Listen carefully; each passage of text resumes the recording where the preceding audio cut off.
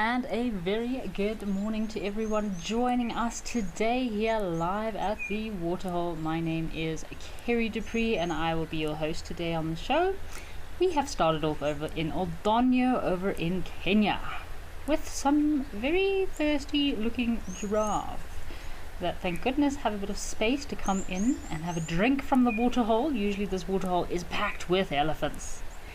Just a reminder, folks, that this is a live and interactive experience, so please feel free to send through those questions and comments. We haven't had a snack chat for a while, so I'd love to know what our viewers have decided to sit with today, what beverage choice you have chosen. I was munching away on some roasted butternut seeds earlier. I do have a soft spot for butternut seeds. I roast my own butternut seeds at home. They're very nutritious and delicious for you, just like in the wild. We also need to munch away on natural seeds of the wild.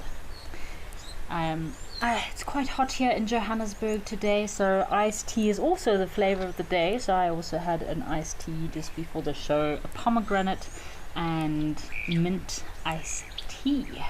So I'd love to hear from our viewers what are your beverage choices today during live at the Waterhole. If you're in South Africa or even at some of our other locations in Africa, I know temperatures have been skyrocketing. It's been quite warm across most of our locations, so I'm sure everyone's got a nice cool beverage close by. We had lots of elephant activity yesterday. With all this warm weather, all the elephants came out and we had elephants across most of our locations.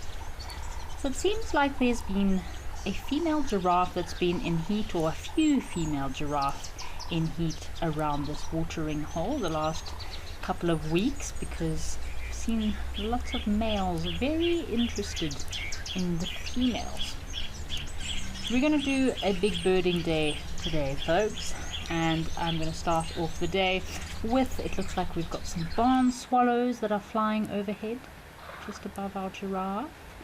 It looks like we could have some ringneck doves just off to the left, and we have some zebra also coming to join us at the waterhole today.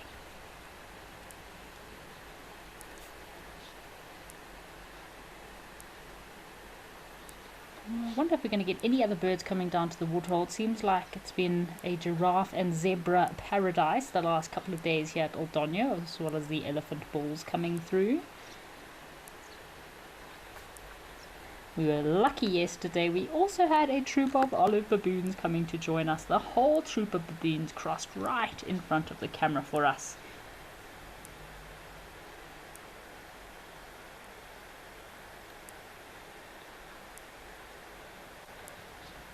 We've got a comment from Disco Dave, says, "Good morning, Kerry and friends.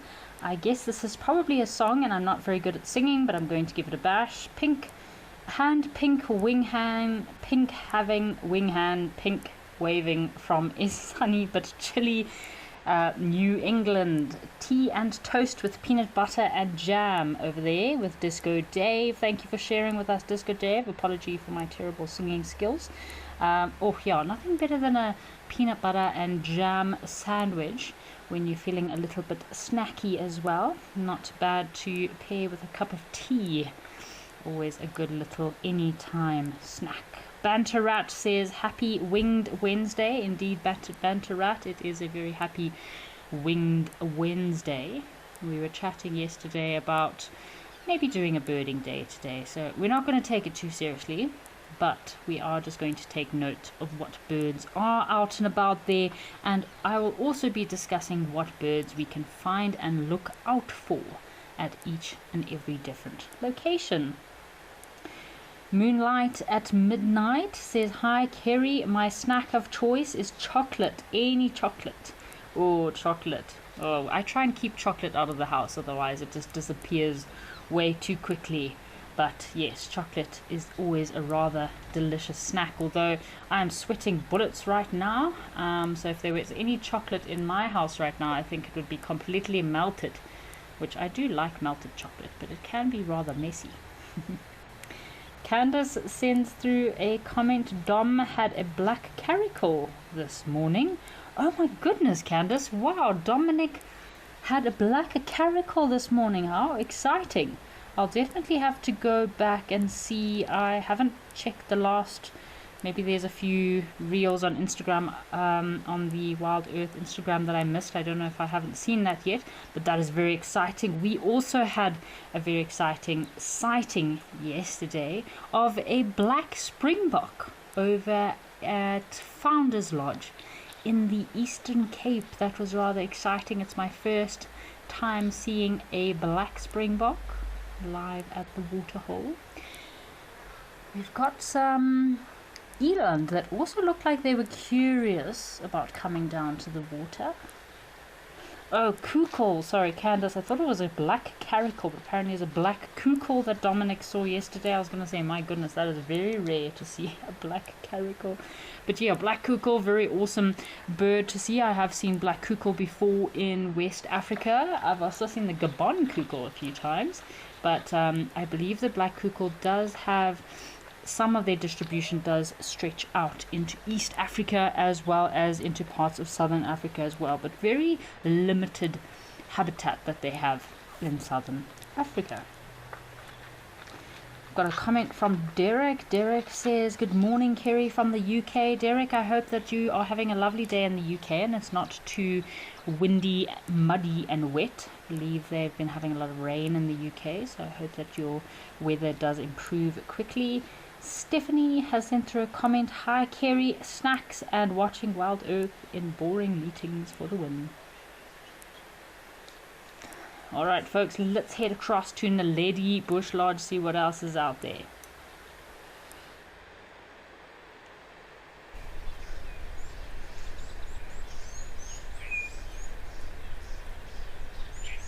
Ooh, have a look what we have here, folks. Could be some southern masked weavers that are busy building their nest in a terminalia.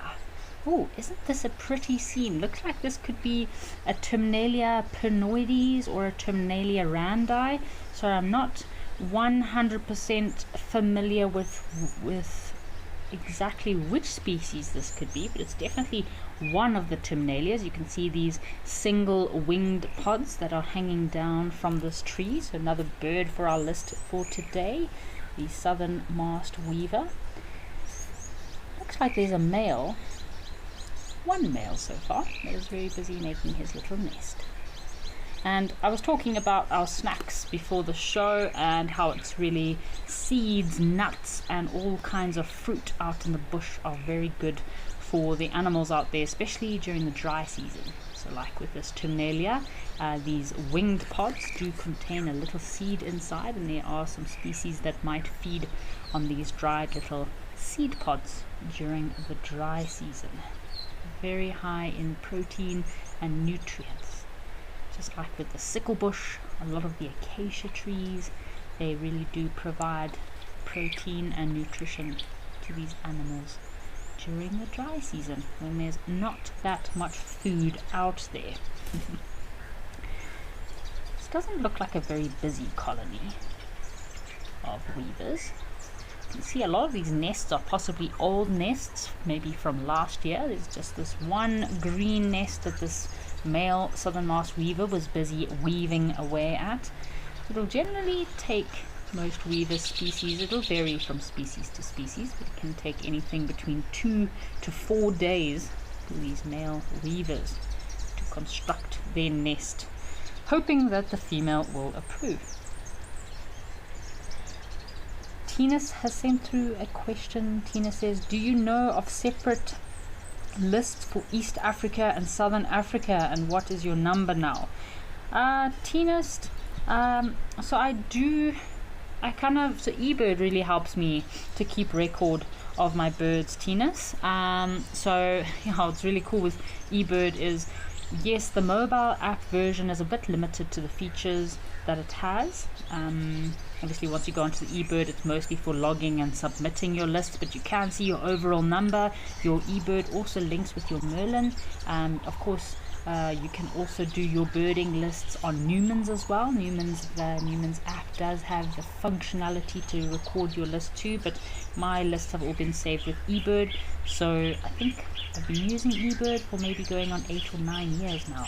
And it does show all the birds across every different country that I have visited and seen, of course, as well as your overall list, which years and which months you have done the most amount of birding. So it's a bit of an interesting portal. So if I want to check further details on what birds I've seen where, like for example we're talking about the black cuckoo that Dominic saw this morning, I'll go and have a look on my eBird list, and you can actually search specific species and it'll show you where you've seen those species. It's a very busy little weaver, so he's probably flying to the nearest little reeded spot. So they'll use reed vegetation or vegetation close to the water. Palms, they love stripping palm leaves or palm fronds in order to get this nest building material. And they have different nests that they sleep in every night as opposed to the nest that they'll be breeding in or have their eggs in. And the female is the one who decides whether the nest is suitable for them to start a family. Such a great time of the year, lots of insects out and about, all the birds are nesting as well, lots of baby antelope. It's just everything in the bush is alive and thriving, lots of caterpillars munching away on all the fresh green leaves. It's very special. So talking about the drives and kind of Dominic, that he had some really good luck with his black cuckoo. I saw Dominic has also been having some awesome sightings.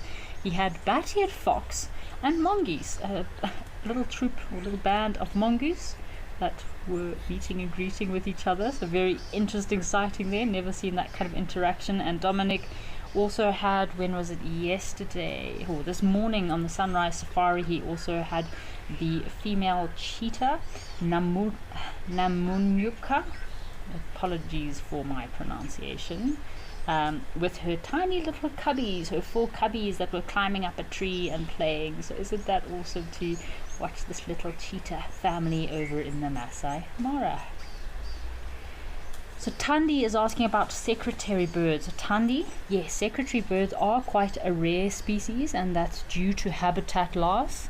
So there's a lot of species like our giraffe, for example, your sable antelope, as well as kudu, that because of habitat loss the numbers do decline in specific areas. But secretary birds are very good birds to have around because their prime diet is snakes, and not everyone that I meet likes snakes. Most people do not like snakes, so they're very good to have snakes removed from the ecosystem. So secretary birds help to control the snake population. Isn't that weaver just beautiful? As bright, vibrant yellow colors.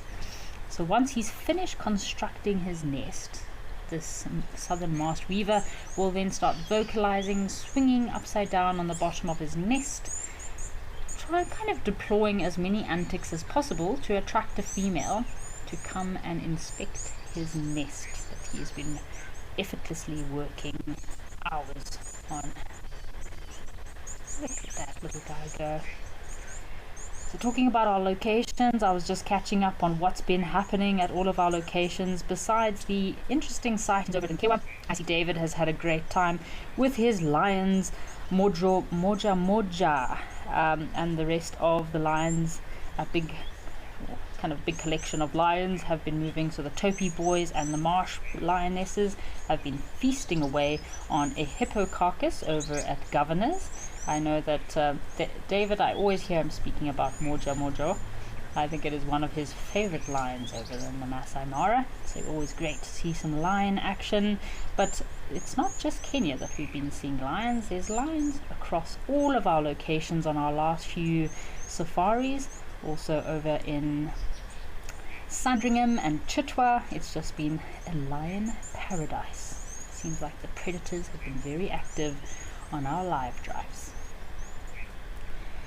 Melanistic marble says very cool here. Yeah, melanistic marble. It's lovely to just take a bit of time, watch this southern masked weaver go about his day as he works very hard perfecting this little nest of his. Zoe S says, good morning from the US. Thank you for having us. Do you know the success rate of a female choosing a male's nest? So Zoe S, I think it would probably depend on the male. Obviously, when weavers, masked weavers, or any weaver species are young, they're probably not going to have a very high success rate. But the older they are, the more experience, the more time that they spend into building these nests. Sure, after their second or third breeding season, the males do become a lot more proficient or a lot more delicate in the way that they build their nests. But I'd say in the first year or two that these male southern masked weavers are constructing their nest, they would probably have quite a low success rate in the females actually accepting the nest.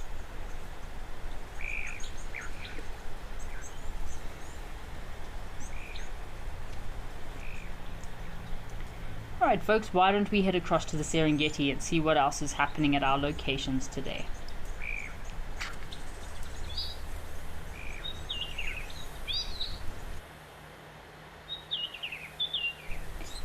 Oh, and we have a very pretty and vibrant woodland kingfisher. So we've been watching this woodland kingfisher at this particular location the last few weeks. He seems to be a territorial individual, the male that has been hanging around this pan. We've been watching him from time to time, sitting up on his little perch, hoping he might catch a meal for us. Oh, look at him fluffing up his feathers. Ooh. Giving himself a bit of a fluff.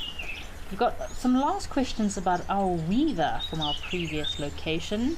Malusi is asking, how long does it take these birds to build their nest? So Malusi, most weaver species, especially with the masked weaver species, it'll generally take them between about 3 to 4 days for a male to construct one single nest. The female could come along and rip down the nest completely, and the male has to start all over again, but generally it'll take about 2 to 3 days. So Stephanie was asking about the tree in our previous location. Oh, I think our kingfisher, our woodland kingfisher, just caught something there. Just made a kill. He also got his snack for the show. So Stephanie, the tree in that previous location with the weaver's nest was probably, it was a Terminalia. I'm not too sure if it was a Terminalia pronoides or a Terminalia randi. I'm going to probably go with a Terminalia pronoides. Very significant winged pods, reddish purple winged pods. So Monique says, I don't think I've ever seen one of these blue birds. So Monique, yes, this is a woodland kingfisher. They are intra-African migrants. Very beautiful birds. Look at those colors. They're an indicator of the rainy season, so often you'll know that the rains have arrived when the woodland kingfishers start to call. And talking about nesting, these woodland kingfishers, they like to nest in tree cavities, so in holes in trees or dead or decaying trees, same as maybe woodpeckers. They'll often use old woodpecker nests. But what's quite interesting is I've seen some some kingfisher species. So the chocolate-backed kingfisher, which is a forest kingfisher species in the forests of West Africa. What they'll actually do is they nest in tree termite mounds. So you get these termite nests up in the trees that are almost like paper mache. And the chocolate-backed kingfisher, which I think you also get a chocolate-backed kingfisher in India, they will nest in these tree-hanging termite nests. Isn't that crazy? And they'll sometimes make multiple holes in one nest, so they'll nest in one place for more than 1 year.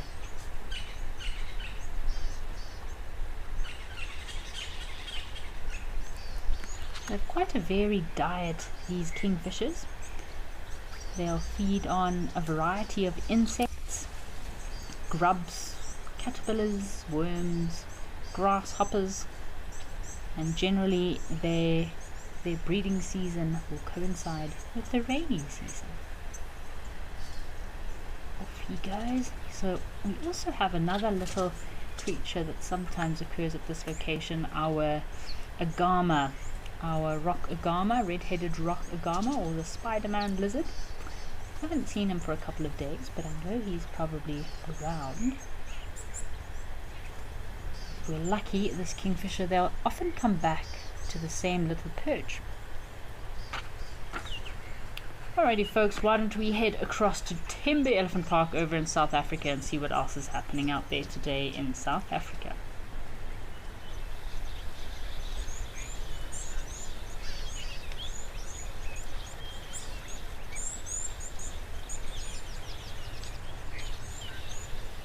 I do love Tembe Elephant Park. It definitely does not disappoint when it comes to elephant action.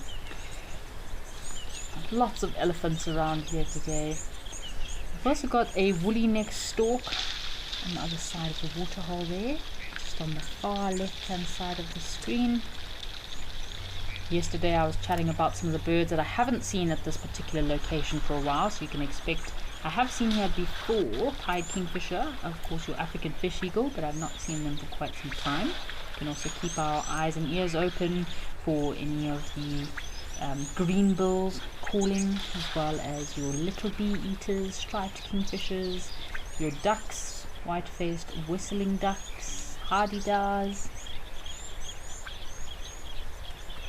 Stephanie has sent through a comment saying, life is so tough without Wild Earth, I would have been lost. Stephanie, thank you for following us and watching the show. It's a big thanks to all of our viewers out there. That's why we are able to bring these incredible wildlife experiences to the comfort of your home. Monique also says, thankful for Wild Earth. Yeah, very grateful. I mean, who could think that you could be sitting in the comfort of your home and watching so many different locations all over the world? I mean, if you had told someone that 20 years ago, 30 years ago, I think they would have thought you are absolutely mad. Or maybe if we're lucky, one of these elephants might come down for a swim on the right hand side of the screen there. So Lucy has sent through a comment. Lucy says, good evening from Australia, been hot out here. Oh, Lucy, sorry you've had some hot weather in Australia. We've also been experiencing quite warm, humid weather here in Gauteng province of South Africa as well. Ooh, what is this elephant up to? See on the far left, looks like this elephant wants to rattle this tree. Maybe there's some seed pods in that tree that he's trying to get down. So elephants will often do that. They'll put their trunks up and then they will push the base of the tree with the base of their trunk to try and rattle any seed pods or fruit down from these very big trees. Or maybe his trunk is just rather itchy on the underside.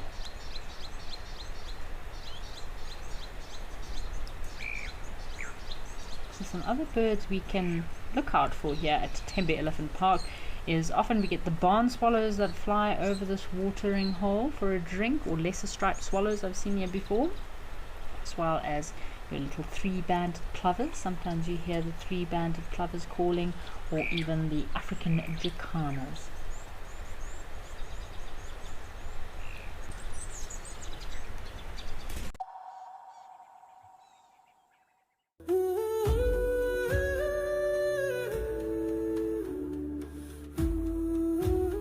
My name is Amy, and behind the camera with me is Paul.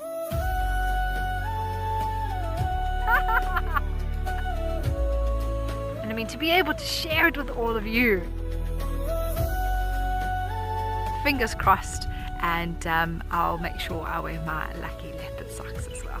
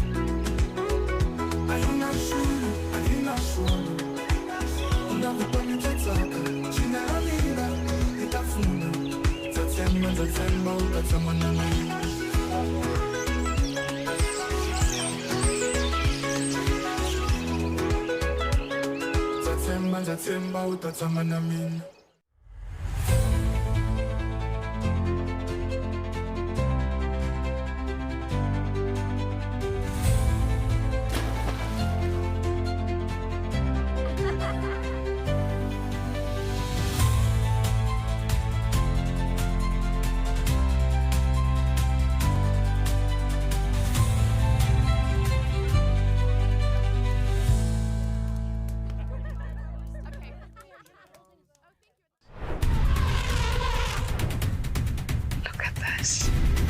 Wow, that's amazing, everybody! We'll see you there.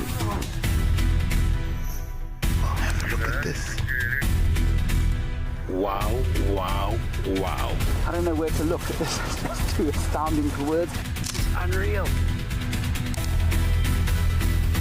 This is what they call a shambi, a family, a whole herd of elephants. Nature is just everything. We will be extending the show by a few minutes. A fascinating animal that kind of draws people to it. We'll see you out on the safari.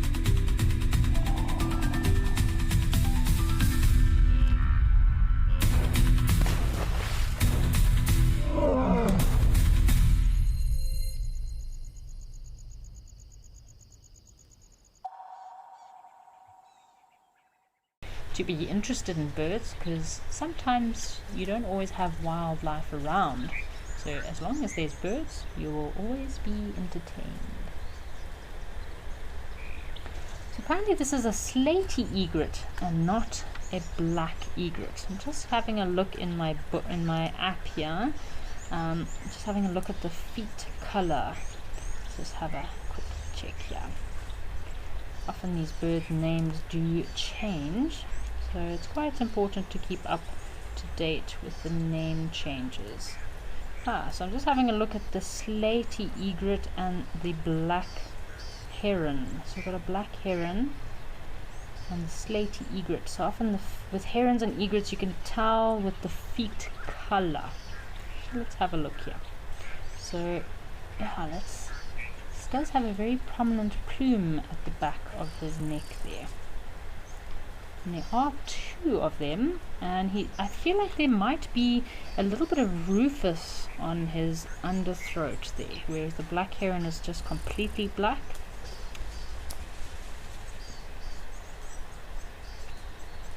There we go. So they look very similar, the black heron and the slaty egret, but the kind of difference between the two is definitely that rufous color underneath their throat there, or on their throat patch. So a very big thanks to our Zoomy, who's obviously a very good birder, to point that little fact out for us. The leg color as well, I feel like, yeah, if you have a look, there we go. So he's moving now. I was struggling to see his legs earlier. So the black heron has completely black legs with only yellow feet, whereas the slaty egret has mostly yellowish legs and feet.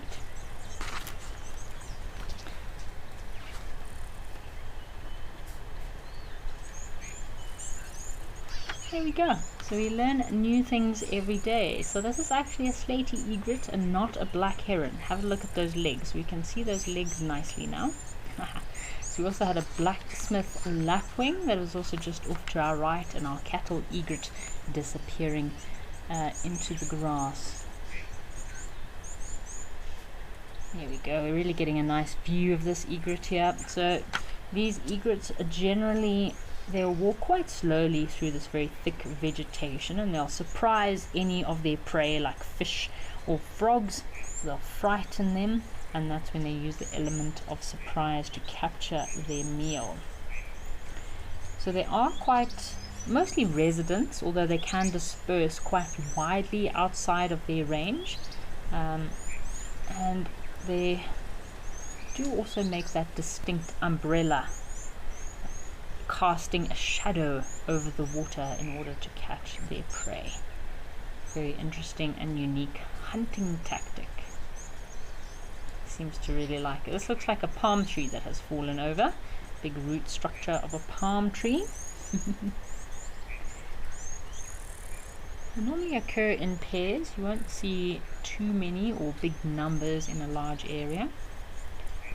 And with all this lush green grass, it does make for perfect hunting grounds for these egrets, herons.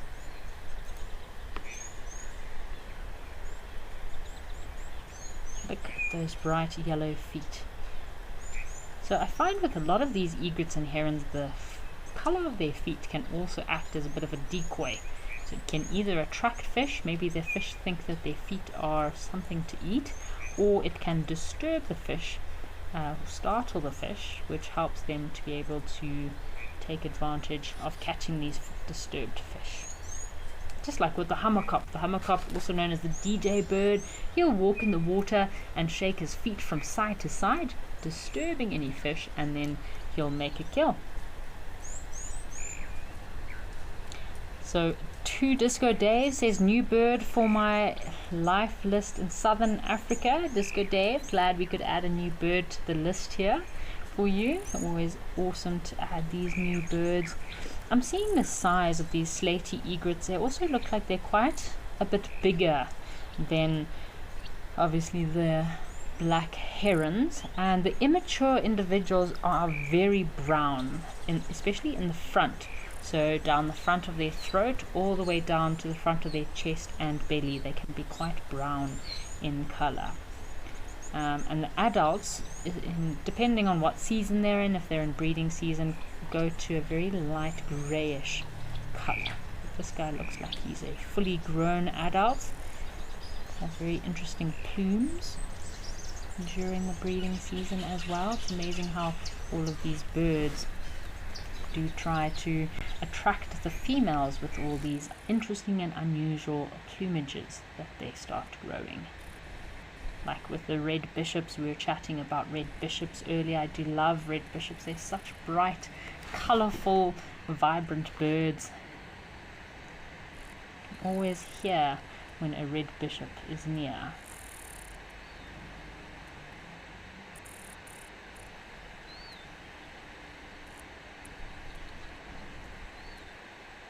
Alrighty folks, why don't we head across to the Serengeti and see what else is happening out there today, folks.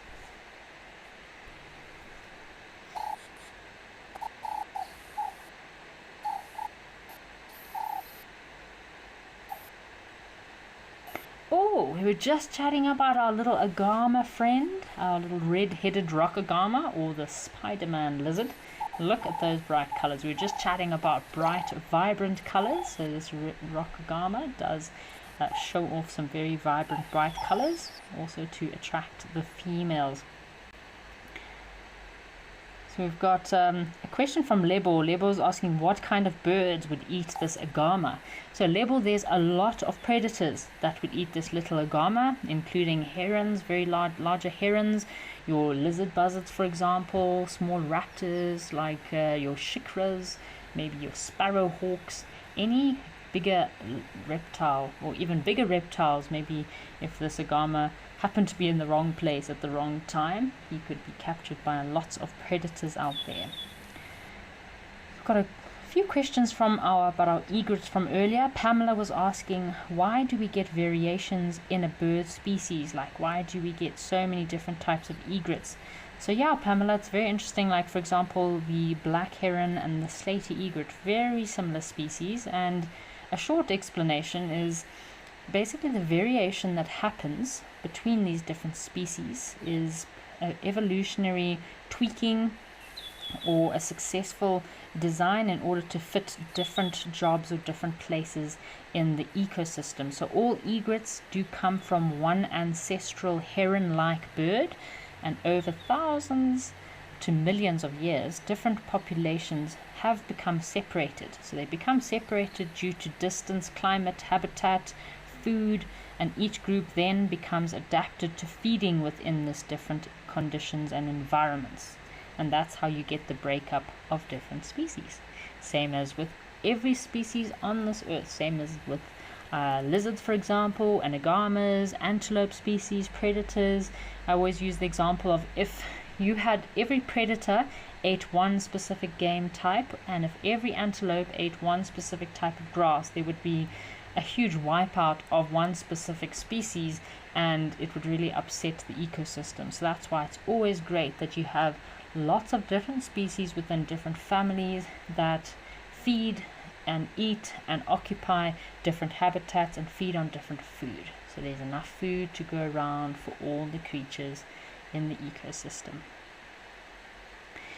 Zoe S. also asked a very similar question about the egret species, so I hope that I have answered your question there, Zoe. So Monica is asking, have we named this little agama yet?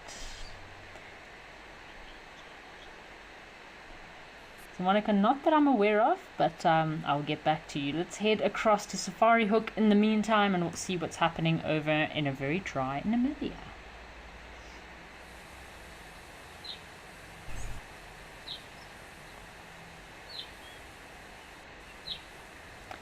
Oh, have a look what we have here, folks. We have got a bird of prey. We are having a bit of an informal birding day today. So let's see what bird of prey we have here. It looks like a hobby. I'm just going to check my birding app quick, but I think this could be a hobby, which would be a very awesome little bird to add to our bird list for the day. So yes, it is a Eurasian hobby. You can see by that very prominent black mask that he's got there. So it almost looks like he's wearing a bit of a Zorro cape. He's also got a bit of a rufus color on his legs. Looks like he's wearing a very long suit, or a suit with a very long trail at the back. And he has got yellow, a bit of yellow around his eye, or on his cere. What an epic bird to add to our list today. And he's got a tiny little black tip to the end of his bill. Eurasian hobby. This might be a lifer for some of our viewers today. I'd love to know if this is a lifer for anyone. It's not a bird we see very often, so very excited to see these little Eurasian hobbies. He's probably looking out for his next meal. And he will also probably feed on very little rodents, lizards, insects. They are quite a streamlined, long-winged falcon. You really do notice those grey underparts and plain tail, as well as body streaks when they are flying. They do really love to live in these open woodland areas, as well as farmlands with any trees surrounding. So they'll sit up on these little perches for quite some time while looking for their next meal. Oh, what do we have there? It's a very brave dove. It could be a laughing dove. It looks like the right size for a laughing dove. Maybe he's trying to like seek protection because he knows there's a hobby around. So if he sticks close to a predatory bird, he knows he might be safe. He's being a bit brave though, because these hobbies will also catch and feed on smaller little birds like your little waxbills or finches.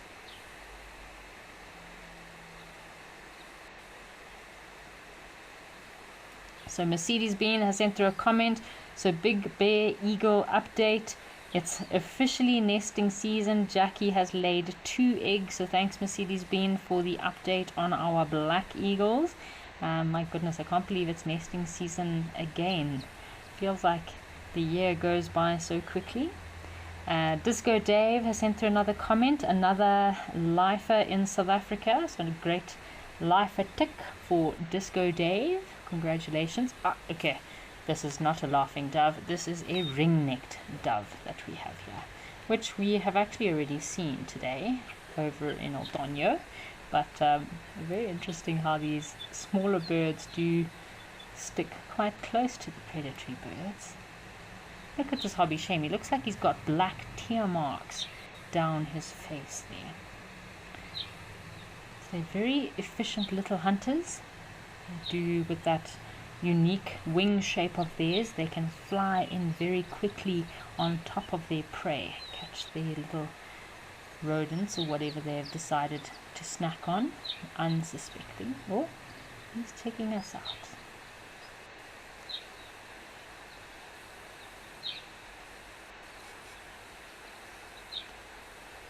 It's always cool to see these little hobbies.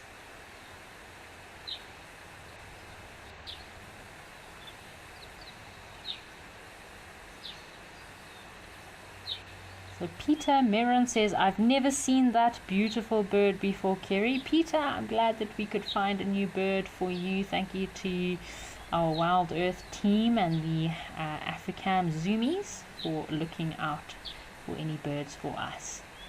I find it very unusual how this ring-necked dove is hanging out so close with this little hobby. Rather unusual match.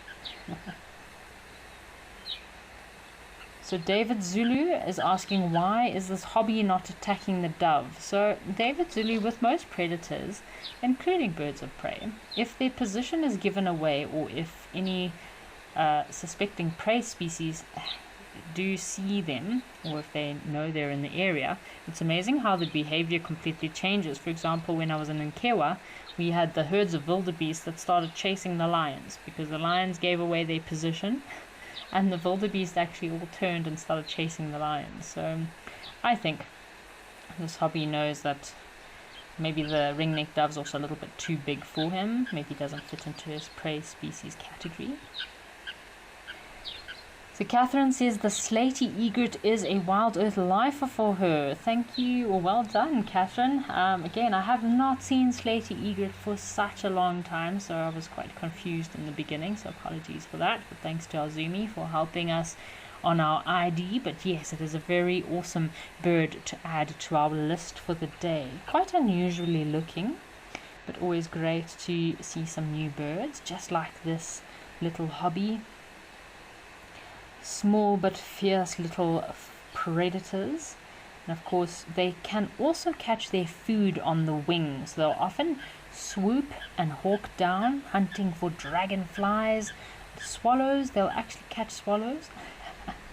Our ringneck dove is back. So imagine this little falcon can actually catch little swallows, swifts, and even bats in mid-air. So they're very keen and cunning aerial hunters, these hobbies.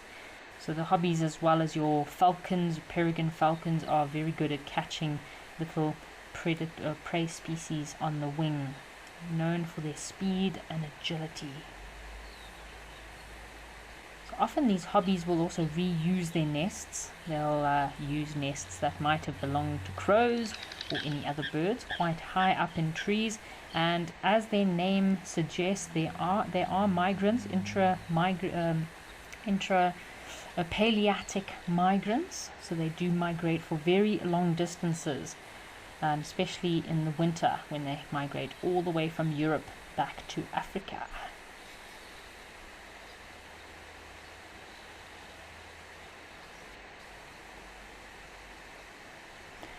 So we've got a comment from Julian Thomas, one of our birders, is commenting that this is actually a Lana falcon, not a hobby. So I'm just going to check my birding book. Maybe my birding knowledge is not on point today. So please bear with me. But thank you, Mr. Julian Thomas, for correcting us there on this ID of a Lana falcon and not a hobby. Julian Thomas says it is because of the rufous crown that is on their head. But also have a look, as I mentioned earlier, about the tear marks. Look at those very prominent tear marks down the side, and there we go. We can see that nice little rufous crown a lot clearer now. So thanks for the help with that ID there. Also very falcon looking.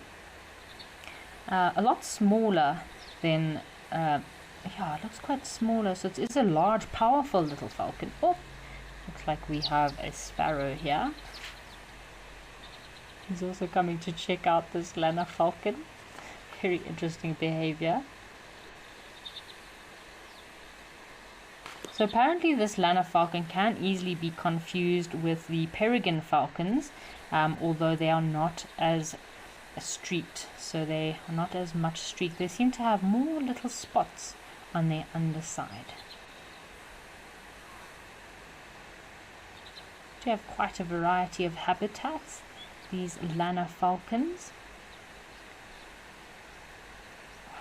Check at these little guys. Oh, I'd hate to be a small bird of prey or a little lizard and get snatched up by this little Lana falcon.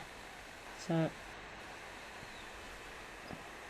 also with these birds of prey, you can have a look at the barring on the tails as well. That can also be quite a good indicator of helping you to identify these specific species. See that yellow cere there? So the cere, the bill, any markings on the face can also be a very prominent identifying feature. So Jezebel says, loving the birding. Yes, Jezebel, it's always awesome to take some time to appreciate the birds out there. Check out these little guys. It's amazing how birds are always out and about, but they're often overlooked and underappreciated. But they're so important for the ecosystem. For example, like these little kestrels and falcon, as we mentioned earlier, they do catch a lot of their prey on the wing. So they do help to control a lot of populations of flying insects. So yeah, we mentioned earlier about how different species, different families are subdivided or kind of evolved over many, many years, millions and billions of years, to fulfilling different habitats and feeding on different foods so that there is enough to go around in the ecosystem. This does not look like a very nice tree to perch on. Lots of thorns.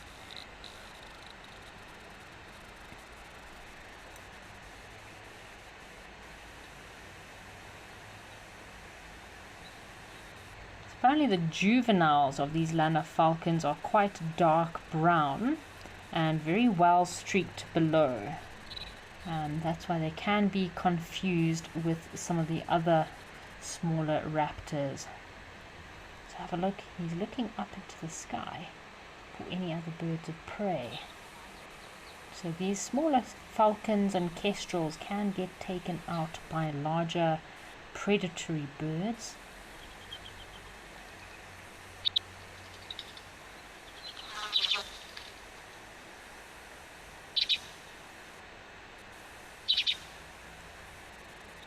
Come on, little guy, you're going to catch something for us.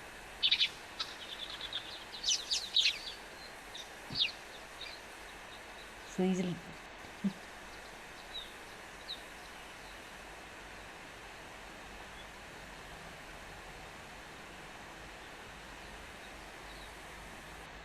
such sharp little wings there. Look at their sharp wings. So apparently these Lanner falcons are a little bit bigger and bulkier than your peregrine falcon, for example. They do have very strong wings for their pure speed that they need, and they'll hawk over these open grasslands, savannas or semi-desert regions, always associated with very rocky areas, which makes a lot of sense because obviously here in Namibia it's very dry, rocky, arid regions. And their hunting tactics, they normally are used to hunting with very long pursuits, and they're very known to have sharp, steep dives. So as they're chasing after any of their little prey species or maybe smaller birds, they can duck and dive and fly for very long periods of time.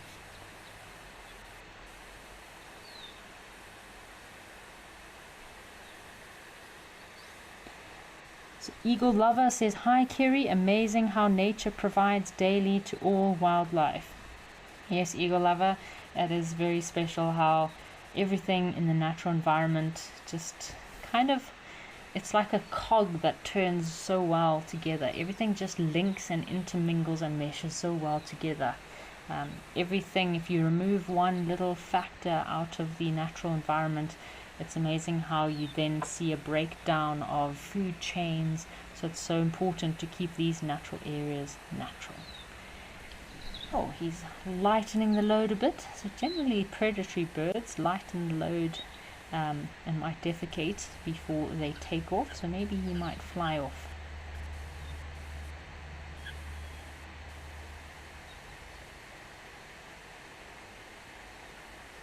So just having a look on this info on this Lanner falcon, distributed across Africa, also into the Middle East and Southern Europe.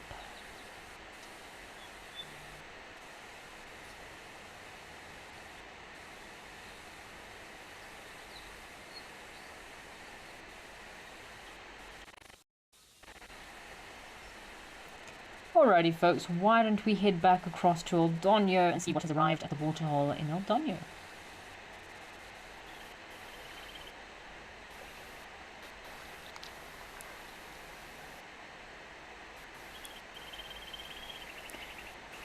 Oh wow, have a look here.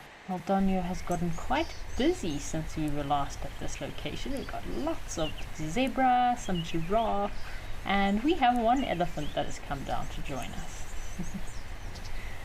So we had some questions. A question from Derek is asking, do the falcons also attack other nests and destroy birds' eggs which they are laying? So Derek, yes, some falcons will attack smaller birds and try to raid their nest depending on the species as well as opportunity and their diet. For example, with the Lana falcon, we mentioned earlier that they're aerial hunters of small to medium-sized birds, so they'll rarely attack nests, though if they do find an opportunity with a nest that has some small chicks on, maybe on a cliff or some lower trees, they might take a chance to get an easy meal, although they don't usually destroy nests to get to chicks or eggs, for example, like the African harrier. So African harrier, or also previously known as the gymnogene, they are more famously known for raiding nests, as well as our kukels. The kukels will actually skulk through very thick and rank vegetation in order to get to nests, so they're more famously known for nest raiding, whereas your kestrels, your falcons, are more famously known for catching prey on the wing.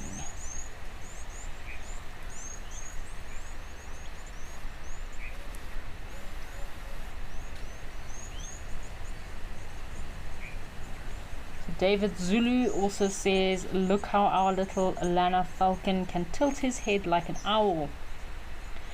So David Zulu, yes, that little falcon can tilt his head quite far, or a little, yeah, but he's not, I wouldn't say he is able to rotate his head in a almost complete 360 degree, just like within the owl species.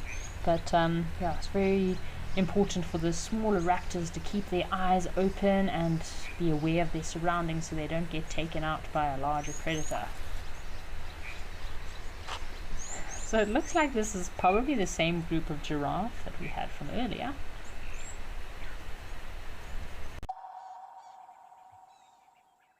Wild Earth Travel has a green season special just for South Africans. Explore Botswana's Okavango, a remarkable mosaic of delta and savanna teeming with wildlife.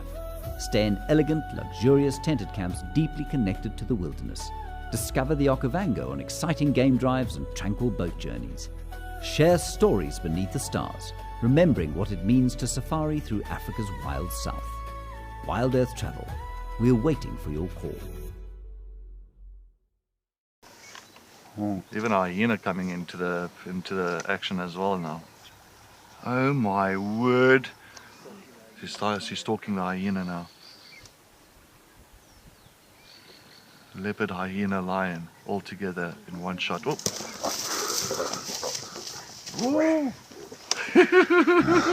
This is action-packed.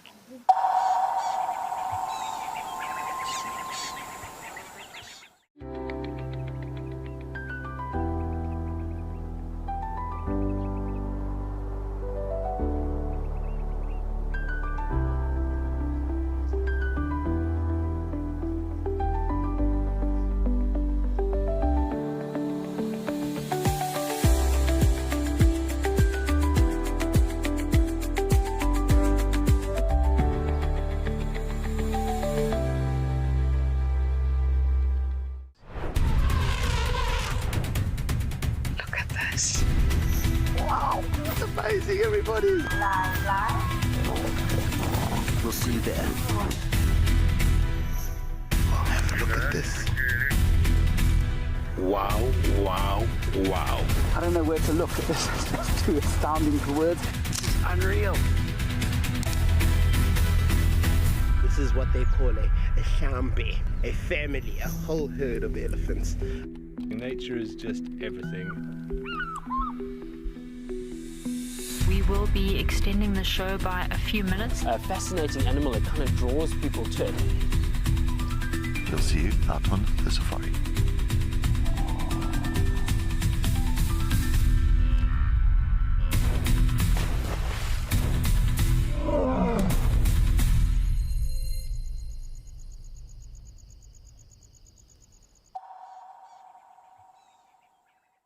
unfortunately, you do also see them around human settlements as well. Yeah, unfortunately, sometimes they are attracted by human waste, but they are an extremely adaptable species, so they can survive in many different types of habitats. And we spoke about earlier their food and how they do scavenge. So not just only fish that they will try and hunt for, but they'll also feed on frogs, insects, small mammals, and even smaller ground nesting birds.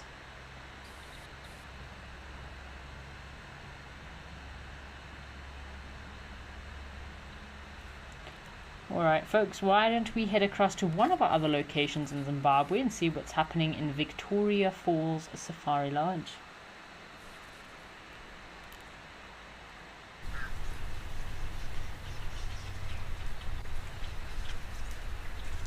Oh, some more birds to add to our list for the day. So we've got some white-backed vultures here. Let's see if there's any hooded vultures.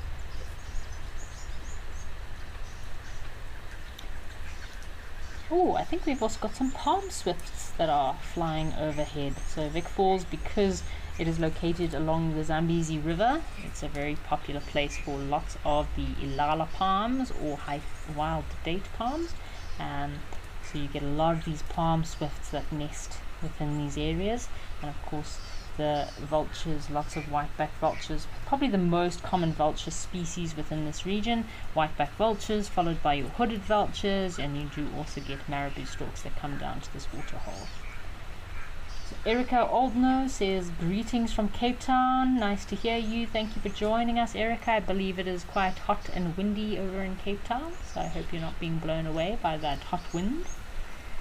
Some other birds we can expect to look out for here, folks, are obviously down by the waterhole. We do have quite an interesting variety of water birds that can be found. Your sacred ibis, sometimes if you're lucky, great white egrets, maybe white-faced whistling ducks, herons. So you do have quite a variety of birds that can be seen at this waterhole. So Wild at Heart says, hi FC Kerry, there are really very large herds of buffalo at Wangi Safari Lodge the other night. So Wild at Heart, yes, so both at Wangi Safari Lodge and Victoria Falls Safari Lodge you can get massive buffalo and elephant herds coming through to these two locations to drink. It's the rainy season now, so it's a little bit less common, but during the dry season it is mostly every second night or sometimes every evening you do get these huge herds of buffalo and elephants coming down to drink. In fact, in Wangi Safari Lodge, that's one of my areas of operations that I've done many horseback safaris in the area, and you have to be so careful to time your rides really well, because I've had a few occasions where you end up getting stuck on the wrong side of an elephant breeding herd, and the elephants are kind of stuck between you and your way home. And if you have a herd of a few hundred elephants or a few hundred buffalo coming down to drink, that can cause quite a bit of a delay, because there are huge numbers of elephants and buffaloes that come down to drink. This tree looks like one of the African star chestnut trees. So have a look at these interesting, they've almost got, looks like a maple leaf, so almost like a palmate leaf structure, and they have these giant round wooden star chestnut fruit that hang from these trees. They're not edible and very fluffy, so don't be mistaken and think you can go and take, because it looks like a nice little jewelry box. I think that's what I thought the first time I saw one, and I mistakenly went over and picked one up, but they are covered in tiny little hairs which then get into your fingers. So yeah, it's always advisable when you do go on safari, don't just touch and pick up the first thing that you see, because it might look inviting, but next thing you end up with a handful of tiny little hairs and lots of tears running down your face. So yeah, it's sometimes best if nature just stays in nature. And I guess these vultures are waiting for their lunch. They're very patiently waiting.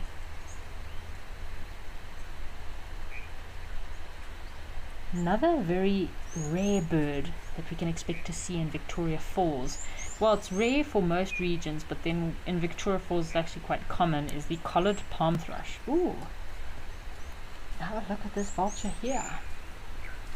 Could this be a Cape vulture? So we do rarely get Cape vultures that come through. They're quite a bit larger than your white-backed vulture. I think this is probably just a very big white-backed vulture.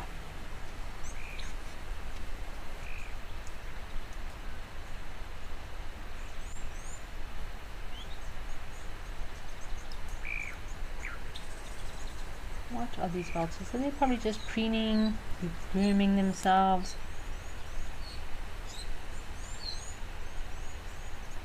Alrighty folks, why don't we head across to Founders Lodge and see what's happening over in the Eastern Cape of South Africa.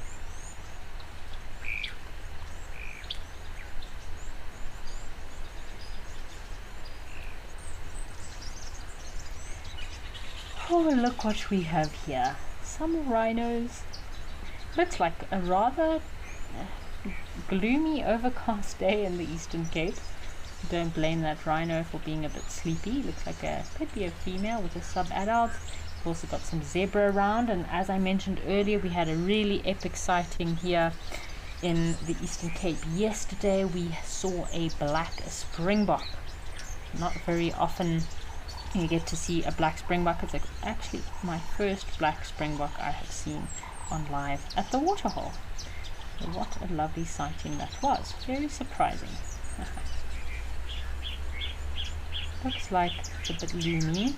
Some storm clouds could be approaching. Maybe some rain is expected. Got some more barn swallows that are swooping over this waterhole, trying to get a bit of a drink. This looks like perfect nap weather. I don't blame this with Rhino. He seems to be done with his day and just going to take it easy, have a nap, because the rains could be coming. And speaking of birds at this particular location here at Founders Lodge, some other birds we can look out for. We've already got barn swallow on our list for the day. We can keep an eye out for our Egyptian geese. There's a family of Egyptian geese around here. We can also look out for little Cape wagtails. I think there's been a secretary bird that has come down to this waterhole. Maybe some oxpeckers on the back of these rhinos.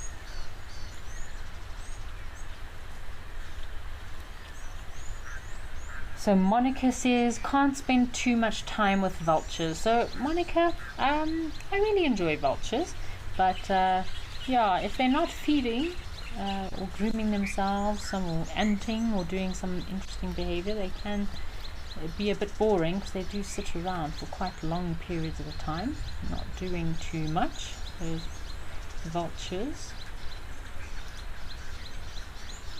Oh, look at this little guy. Another bird we can expect to see in this area is our ravens, the white-necked raven. There's a tree just off to the right-hand side of this pan, and sometimes the ravens sit up there. Oh, rhino might have had a little bit of an itchy back. Oh, here we go, we've got an oxpecker, folks, sitting on the back of this rhino that's trying to roll. I'm going to guess that looks like it could be a red-billed oxpecker, but we'll keep an eye on him.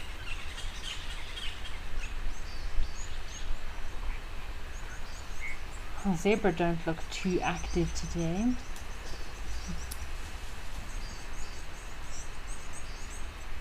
I really do hope that we get to see our black springbok again. That was such a special sighting yesterday.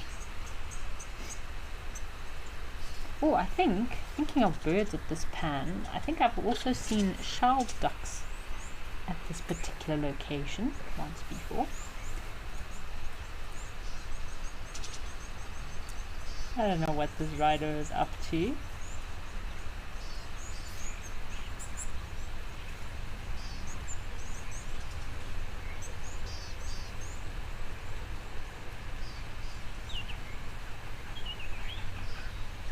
Oh, these are blacksmith lapwing.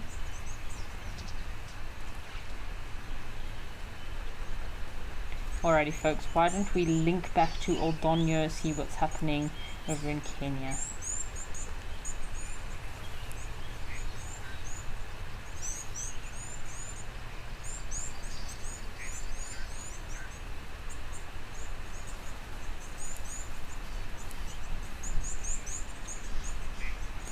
Ooh, looks like we've got some warthogs that have come to join us at the waterhole at Oldonyo. Maybe the elephants have moved off.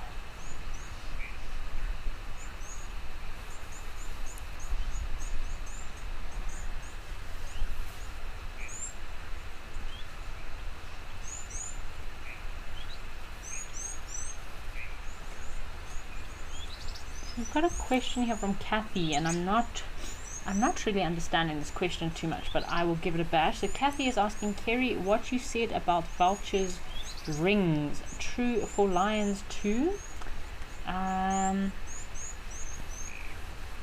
So yeah, I'm not too sure about this question, Kathy. Vultures' rings.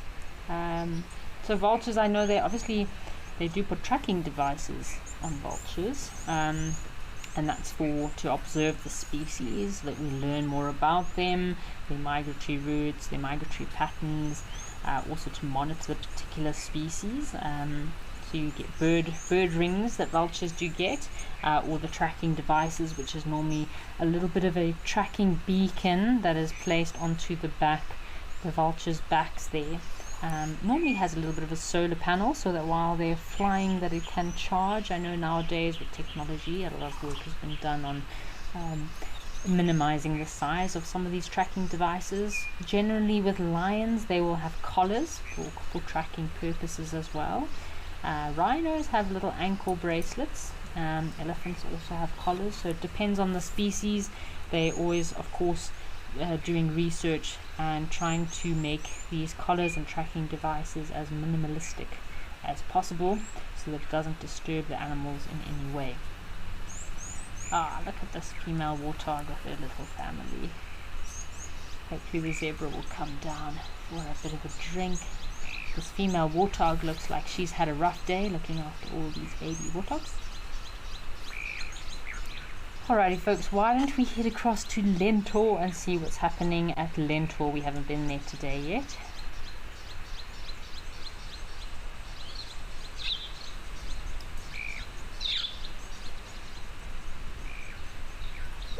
Oh, what do we have here? Have a look. We've got a troop of vervet monkeys that have come down to the waterhole to entertain us.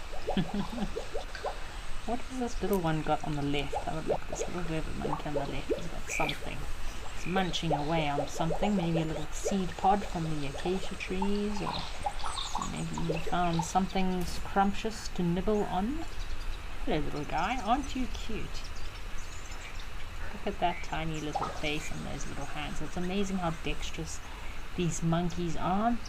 How they can use their hands so well to manipulate food, to dig and hunt and look for vegetation, to feed on flowers and fruits. Isn't this little monkey just super cute?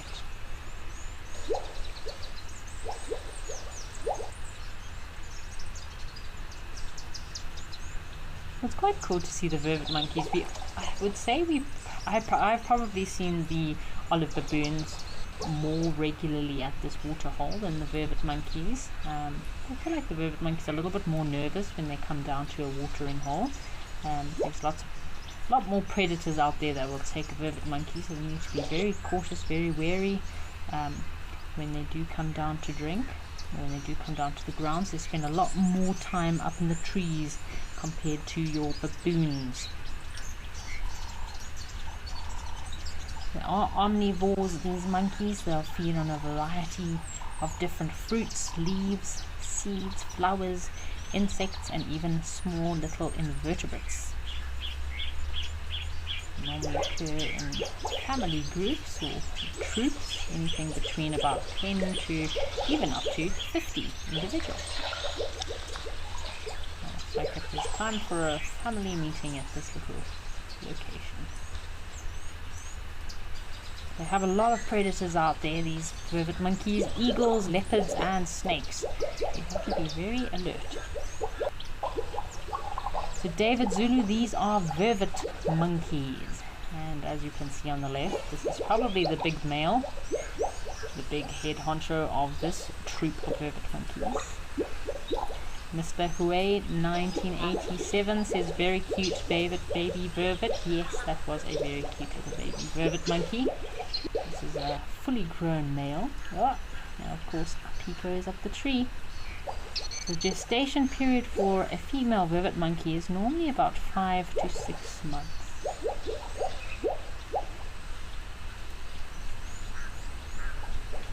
So Sarah from the UK says, just remembered Kerry is having a birding day. So Sarah, we're having a bit more of a chilled birding day today. We're not going out to break any records, but for the day we have already got 14 bird species. We've had some pretty epic bird sightings already. We had a Lana falcon, which is not something we see very often, and a slaty egret over in the Kalahari, which is also quite a rare sighting. Oh, we've got a little ground squirrel on the left. Oh, vervet monkey, baby vervet monkey's watching the squirrel like, Mom, what is that thing? So yeah, we've had some pretty epic sightings. We had a southern masked weaver male that was busy weaving away at his little nest, and it is always a delight to watch the woodland kingfisher over in the Serengeti. So yeah, we've had some really good birding today, some very special birds as well. Here at Lentore, some birds that we can often expect to see. My favorite bird at Lentore is the cutthroat finch. We also get African firefinches, as well as your red-billed firefinches. Maybe if we're lucky for some go-away birds. So yeah, there's lots of really cool little bird species that come down to drink at Lentore. Sometimes it can be quite overwhelming to identify all these bird species. Red-billed aquilia. So a lot of our little bird species will come down to drink at Lentore when it is a bit quiet in the middle of the day and there's not too much other movement going on. In the meantime, we are watching a bit of monkey business.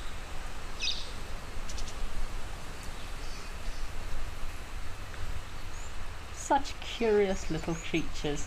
There's so much to learn and explore out there in this very big world for these little vervet monkeys.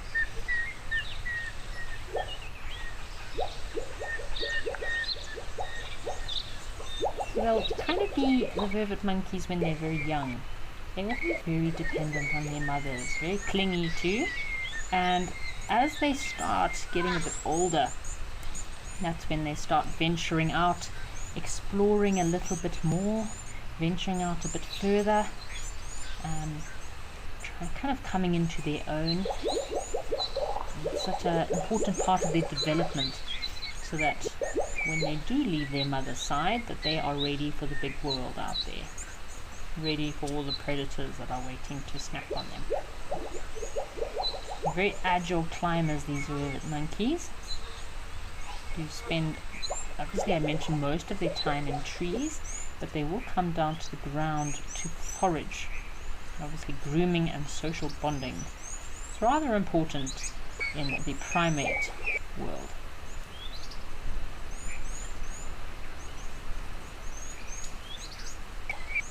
Off they go.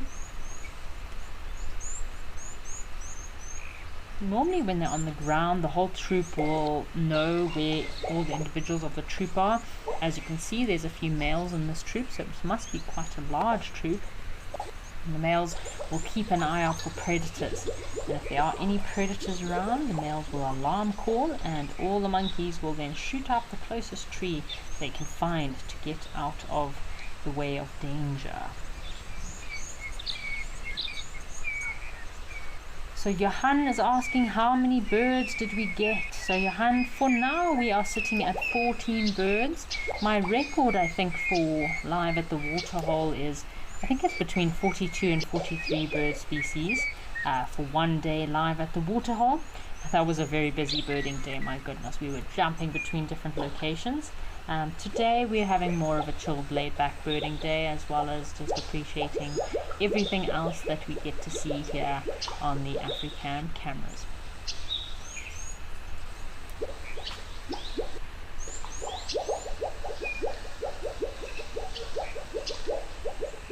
Alrighty folks, why don't we head back to Safari Hook, see what else is happening out there in Namibia.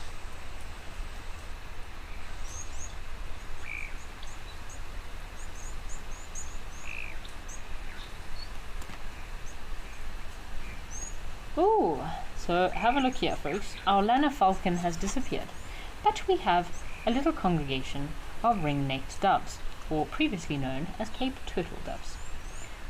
They seem to be very comfortable up here in this rather spiky and spiny tree. So Luca has sent through a question. Luca says, do monkeys and birds ever clash? So Luca, yes, monkeys and birds can clash. It usually happens under specific circumstances. So monkeys like vervet monkeys, baboons, even your macaques and birds will often clash because of nesting or being in trees. So baboons are known for eating birds' nests as well as little birds. They will compete for food as well. So a troop of vervet monkeys may raid a fruiting tree, scaring off birds or even eating their preferred fruit. So yes, anywhere in the animal kingdom that there's competition, there will definitely be a clash or battle of the apes. So Sarah from the UK says that apparently that's 2 new birds that you have missed. Sorry that you missed those birds with us, Sarah. So we had the slaty egret, was over in the Kalahari in Botswana at the salt pans, and our, what else did we have? Our Lilana falcon was actually right here at Safari Hook, sitting on this higher branch on the left hand side, close to where this one ring-necked dove is sitting. Our ring-necked doves are a very common dove species in Africa. I'd probably say it's the most common dove that you are most likely going to see on your safaris in Africa. Besides the ring-necked dove, you then have laughing doves are also quite common as well. And then the rarer species are obviously your red-eyed doves. You often hear them but don't often see them, as well as your namakwa doves. You could probably expect to see some namakwa doves here in Safari Hook. I've seen quite a lot of namakwa doves over in Namibia. It's always great to see these namakwa doves. So often with monkeys and birds, so birds will usually alarm call when monkeys do approach. Alright folks, why don't we head back to the Kalahari salt pans and see if we have any more birds that are still around.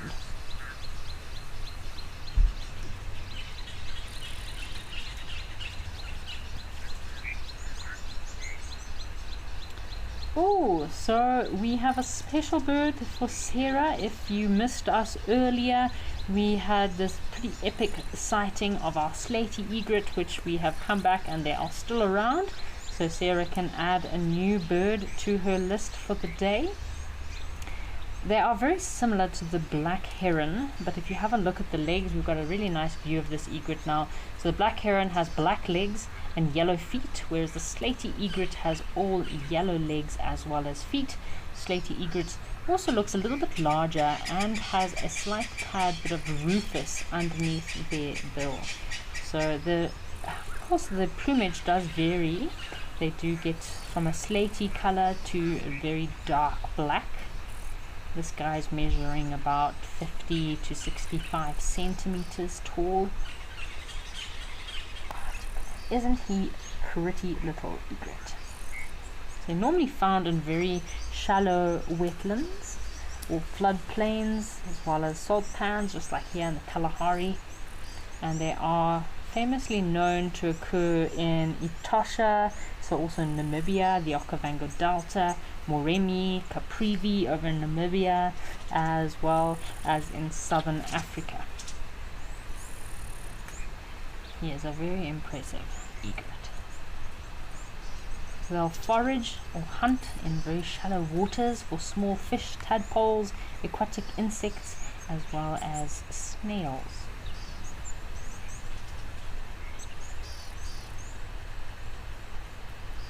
They're normally seen solitary, or you can see them in small groups of 2, even up to 4, but generally in smaller groups, and they do roost communally with other herons and storks. So Sarah from the UK says thank you for the slaty egret sighting and to the egret for hanging around. Thank you to our Zoomies and the Wild Earth crew for bringing us back to see a very special bird on this birding day that we are having today. I feel like this slaty egret, he needs a stretch. So I can see he's in breeding plumage. He's got some beautiful plumes at the back of his head there.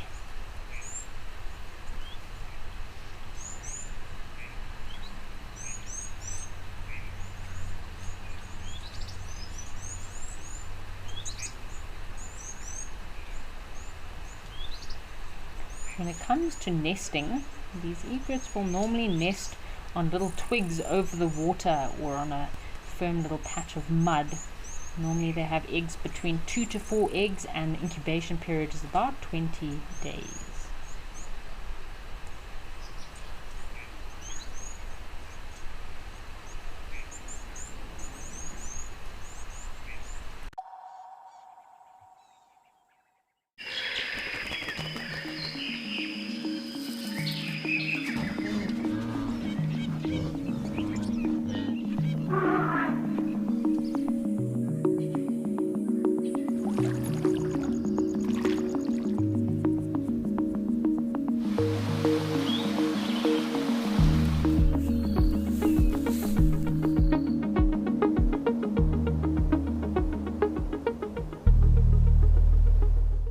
Wild Earth Impact Foundation is a non-profit that uses the power of wildlife storytelling as a force for good. We create sustainable development projects that showcase conservation stories, empower people, and inspire environmental action. As a registered South African PBO, you can make a tax-deductible donation to the Wild Earth Impact Foundation. To find out more, visit our website.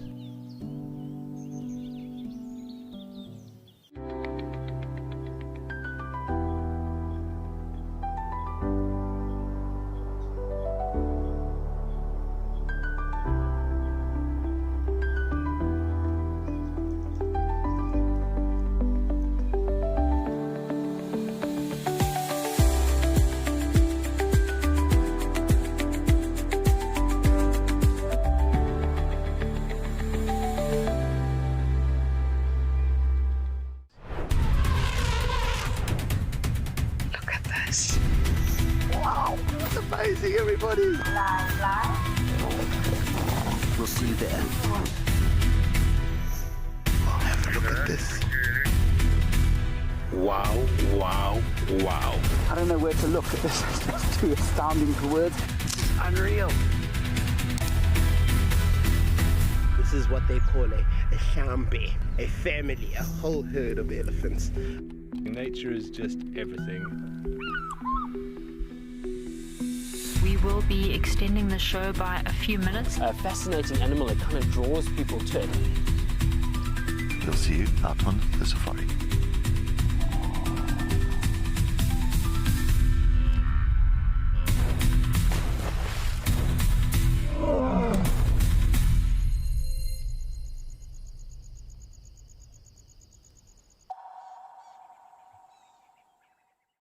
Cleaning himself, cleaning his feathers. So unfortunately these slaty egrets, when they are nesting, they do have a lot of predators that go after their eggs, like eagles, hammerkops, which I wasn't aware that hammerkops actually would raid other birds' nests, but apparently hammerkops do raid nests. Pythons will also go after their eggs and chicks. Monitor lizards are famously known to cause quite a disruption in the aquatic. Oh, there's a little grebe.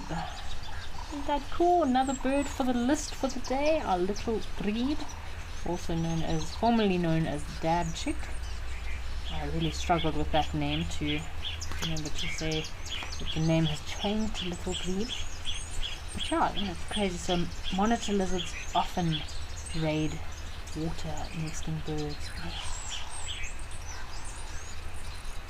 Cool.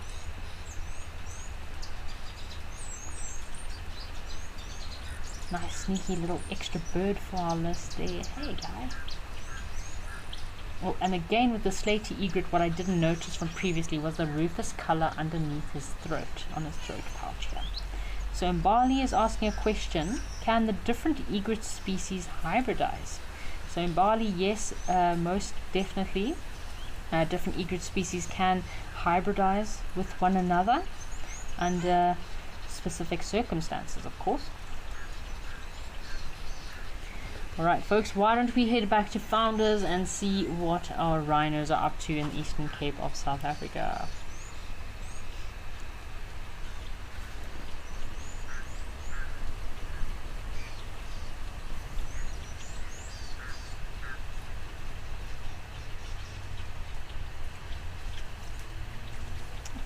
Lots of rhinos all of a sudden. What are our rhinos up to? So Lady Macbeth commented about our little grebe was on a mission. Yes, Lady Macbeth, our little grebe was not hanging around for anything. It was out of there. So I've noticed over the last couple of weeks, oh, there was a Cape wagtail, that this rock is a very crucial point at this waterhole. It is a very good rubbing post. As you can see, our little baby rhino is giving his belly a bit of a rub.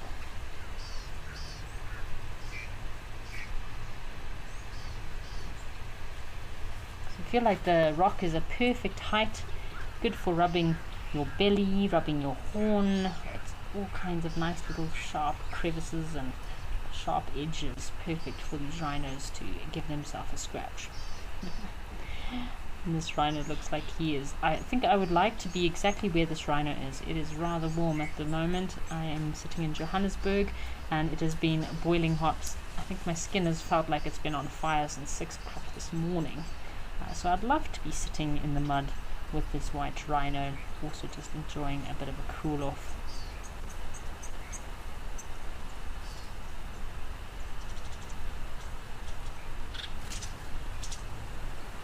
I'm looking to see if he's got any oxpeckers on him. Can't see any oxpeckers close by. Obviously the first thing that strikes out to me with these rhinos, white rhinos, is that very broad white wide lip that they have. It's their adaptation of feeding in the open grasslands.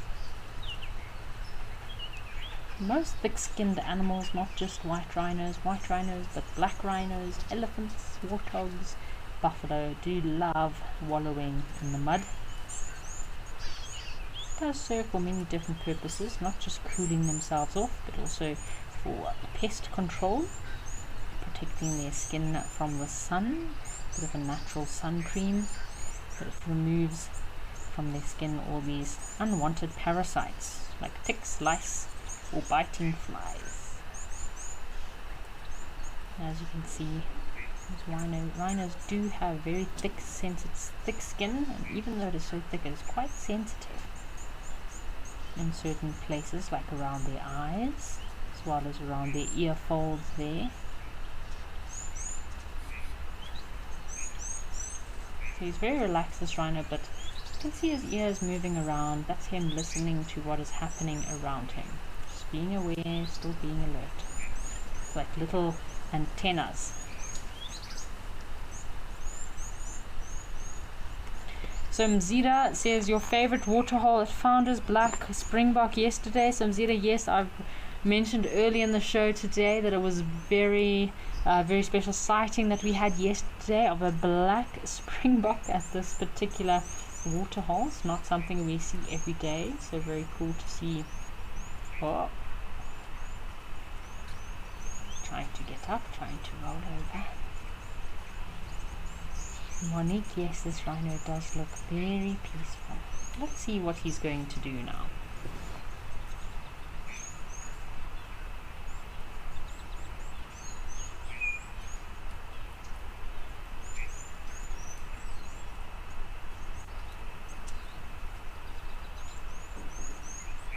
So it looked like a female and a calf that moved off earlier, and now this looks like a big male that is probably a solitary male.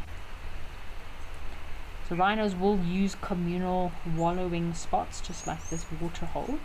Males sometimes establish dominance by patrolling and marking these wallowing spots.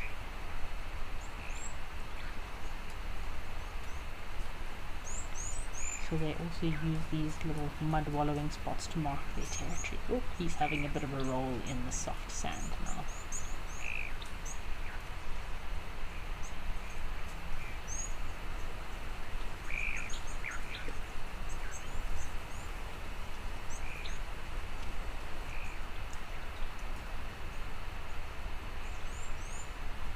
So see, especially with these white rhinos, wallowing is very common during the dry season when water holes are scarce. So often it's less about the drinking and more about cooling themselves down, skincare, and having a good relaxing mud wallow.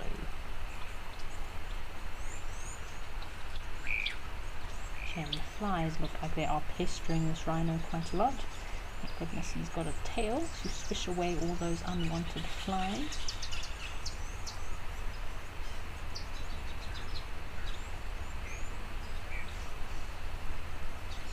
As you can see with the zebra on the left, they're also swishing their tails from side to side, chasing away all the flies that are around.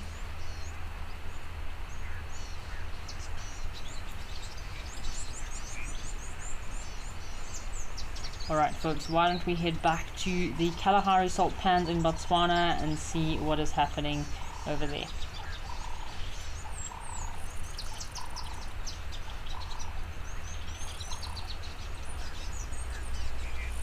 Oh, look what we have here.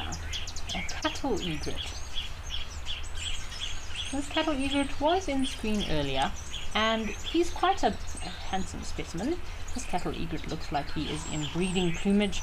So the male cattle egrets, when they are in breeding plumage, you can see they get a bit of a yellow crest that sticks out, and their back also becomes a bit of a different color, yellow. So it looks like maybe they've been out and about in the sand or dirt or mud and they've just gotten a bit dirty, but that's actually their breeding plumage.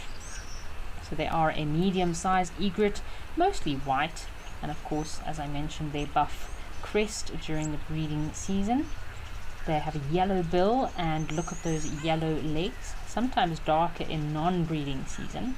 Again, that's what does confuse me sometimes with the egrets, your egrets and your herons.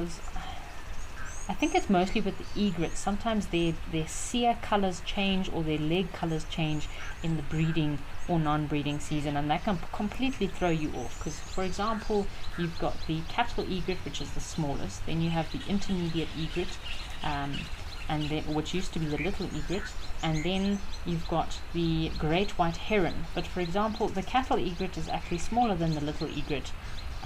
So I think that's why they changed the name from little egret to intermediate egret. And then you've got the great white heron, and they all look very similar except for size. Obviously the cattle egret, the bill color too, and then intermediate egret has black legs and yellow feet. So just as we were discussing earlier with the black heron and the slaty egret, those two differences between the two species is very much prominent with your cattle egret and intermediate egret. Cattle egrets mostly having yellow legs and feet, and your intermediate egret has black legs and yellow feet. All can be quite confusing sometimes if you're a beginner birder and you're just getting into your birding. So Monique, again, as mentioned, the buff or rufous color on their crest as well as on their back is mostly the males transitioning during the breeding season.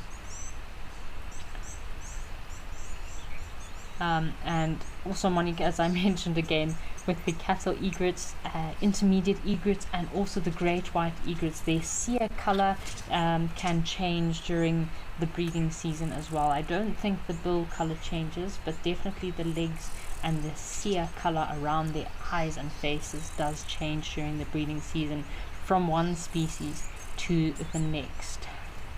So obviously these cattle egrets do get their name from following cows, buffalo, zebra, or even often they can be associated on farms. I think when I was in the Mara, I had a viewer commenting that cattle egret is not a very nice name for these birds. If they'd be better if they were named buffalo egrets or antelope egrets or just something besides cattle. Sure, they are famously known to follow large herbivores. They're waiting to catch any unsuspecting insects being disturbed in the grass, so they'll also feed on insects, ticks, small mammals that might be disturbed in the grass as well. They are famously known for riding on the backs of not just cattle but also buffalo and even hippos. And just like with the slaty egret, these cattle egrets, they do also live in very large colonies. So they have very big colonies, and a nesting colony of herons and egrets, I tell you, is quite a sound to behold. Although I would never like to live next to a colony of nesting herons and egrets because it is very loud. The little chicks make a lot of noise.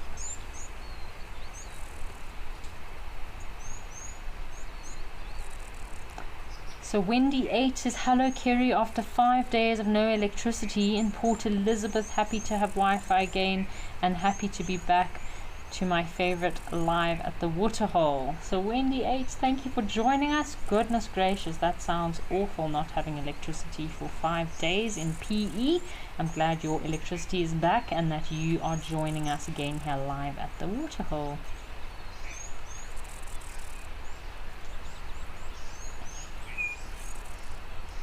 Hoping that this egret might hunt, make a kill for us.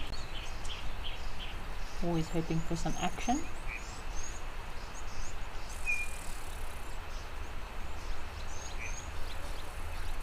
Alright folks, let's head across to Tortillas Camp and see what else is going on out there today.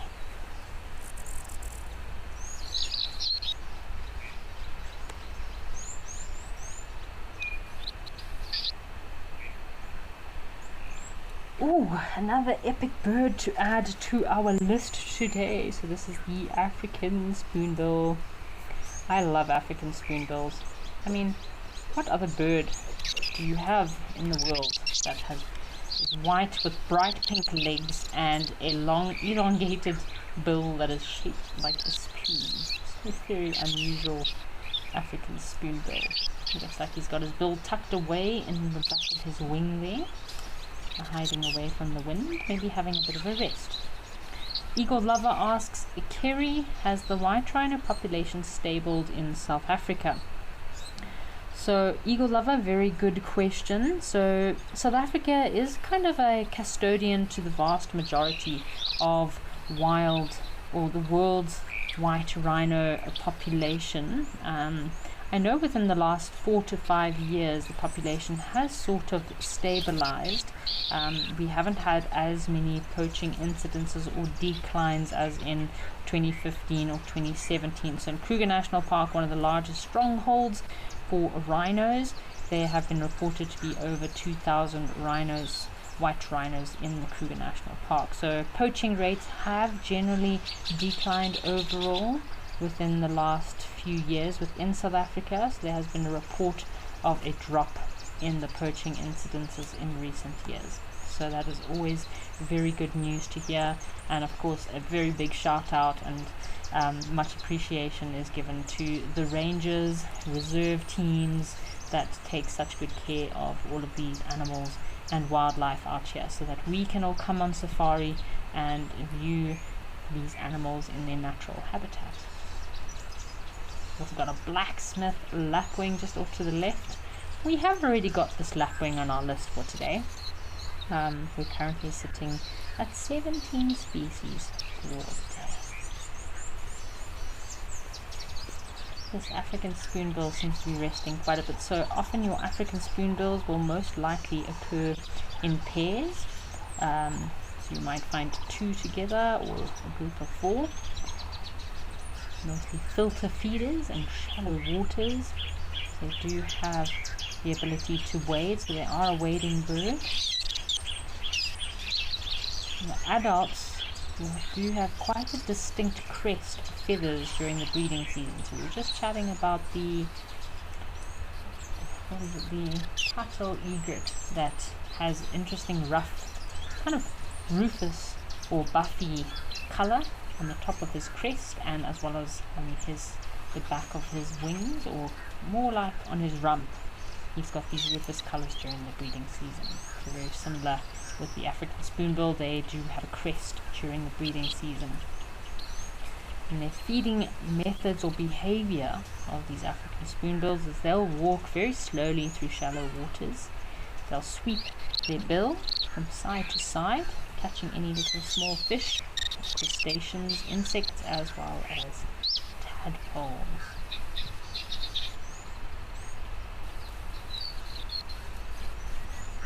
It's amazing how these storks can sleep standing up.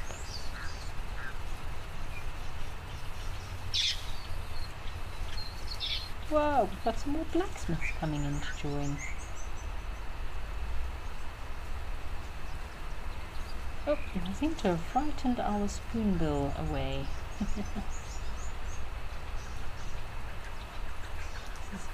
Lapwings are such relentless. Well, they're very good parents, but they can be very relentless when it comes to protecting their eggs and nests. They'll dive bomb any intruders that might be close by.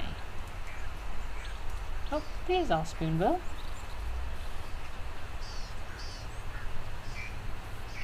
These spoonbills are quite a common species. They're not a rare species at all.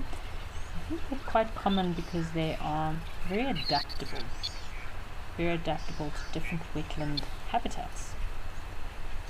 And they can also tolerate very brackish, dirty water. So that's why you often find them near estuaries.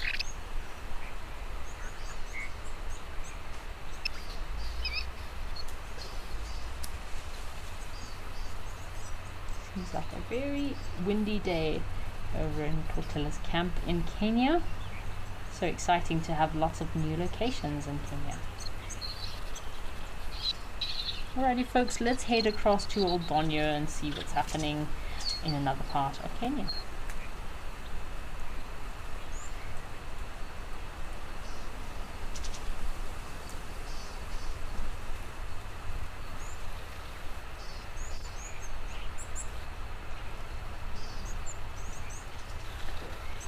So lovely to see some more elephant tuskers that have arrived at the waterhole. It's been quite quiet with elephants today at Old Donyo. We've mostly, I think we had one bull that came in earlier. So these 3 elephant bulls are our first big elephants at this location for the day. Much bigger than the bull that was here earlier. So I think this will be a perfect moment, folks, to just have a bit of a quiet moment, appreciate these elephant bulls, and listen and look out for any birds that might be out and about.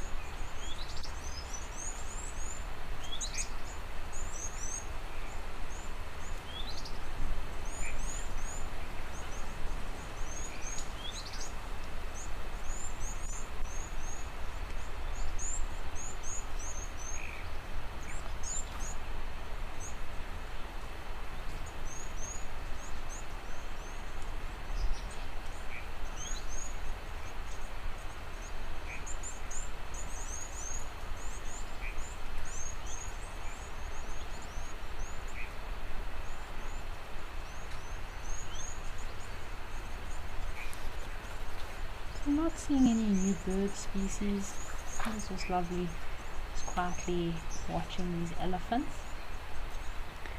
Depending on the time of the year, we do often see a lot of wattled starlings at this particular location. If we're lucky, maybe the secretary birds, and we do get quite an interesting variety of widers that do occur at this particular pan.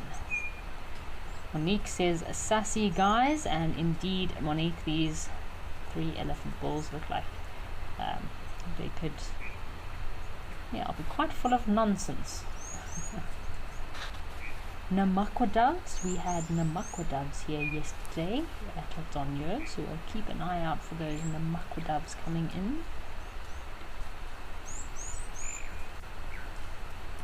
So Amar Lambert has asked, how old is the elephant bull in the middle?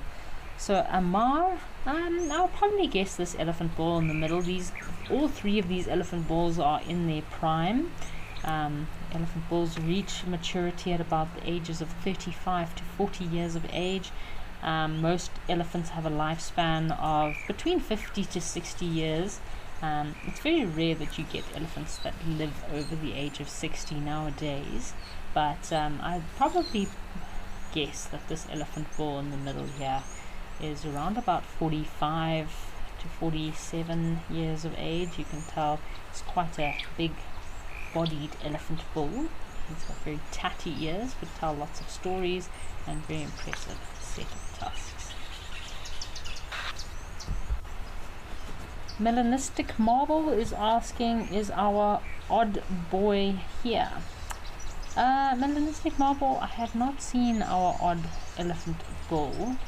He could be around, maybe we just haven't seen him yet.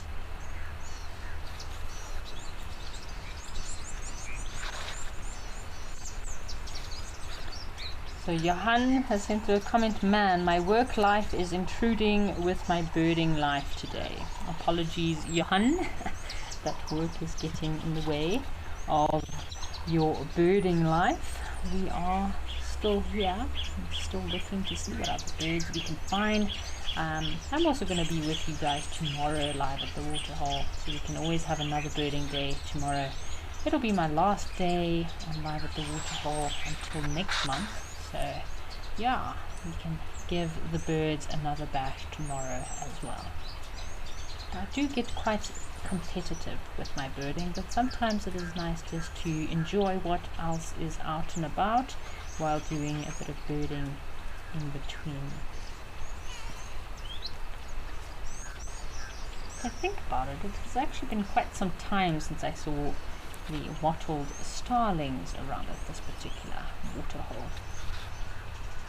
I feel like there is something off in the distance just to the right there. I don't know if that's just a log or if maybe the troop of baboons are patiently waiting in the distance for an opportunity to come down for a drink.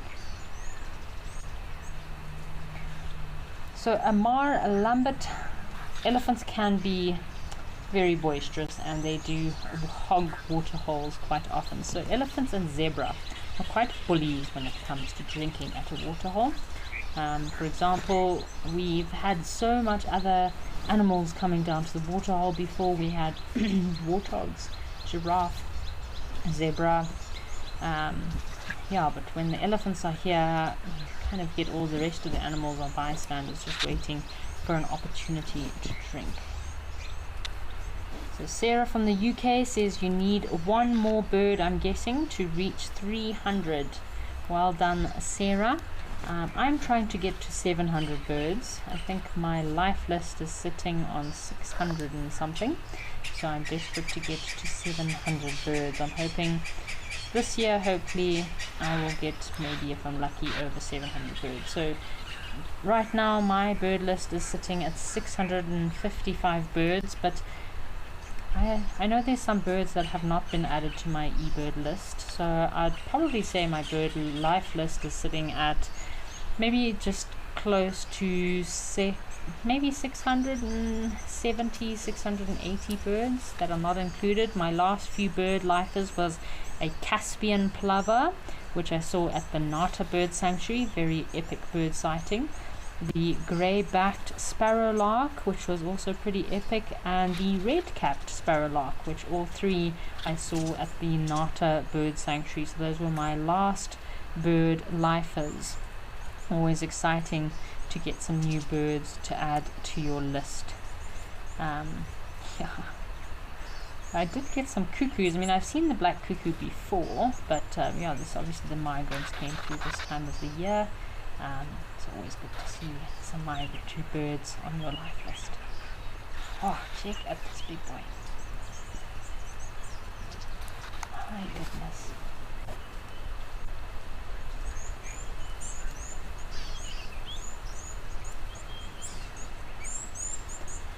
Alrighty folks, why don't we head across to the Kalahari salt pans and see if there's any more birds we can add to our list.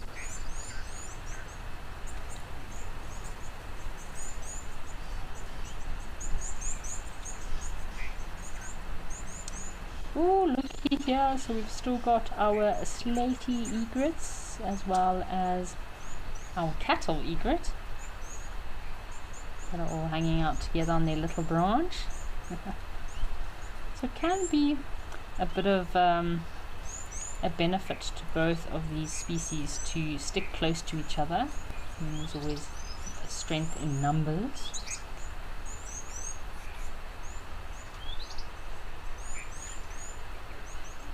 It's just lovely to see these slaty egrets, and looking for any interesting other facts or any little interesting identifying features that these slaty egrets have. So they're quite slow hunters, these slaty egrets apparently. Slow but yet deliberate. We did mention earlier that they nest in colonies together. So they'll probably nest in colonies with cattle egrets, with black-headed herons, grey herons. So your herons and egrets often nest in these huge big colonies.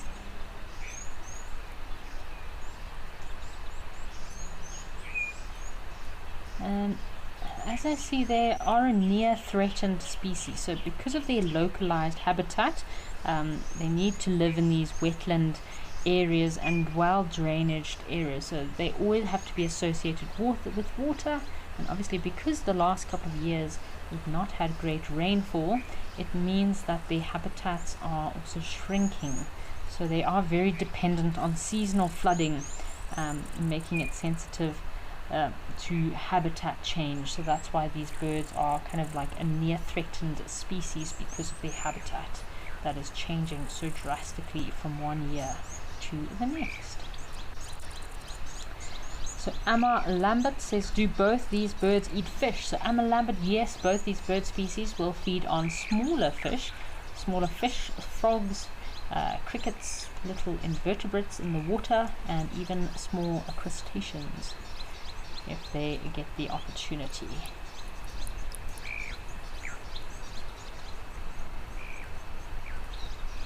I don't feel like they are hunting right now. Maybe they have already been hunting and got enough food for the day, because normally they'll hunt in the water while moving through the water. Now they just seem to be perched, having a bit of a, maybe they're having their lunch break, shall we say. Did you know that 90% of Madagascar's wildlife exists nowhere else on Earth? The Indri's haunting howl echoes through misty rainforest, a sound we will never forget. Travel east where lemurs soar through emerald canopies and coral reefs shimmer beneath turquoise seas. This isn't just a journey. It's a once-in-a-lifetime wildlife adventure I'd like to take you on. Join me, James Hendry, on this exclusive island safari.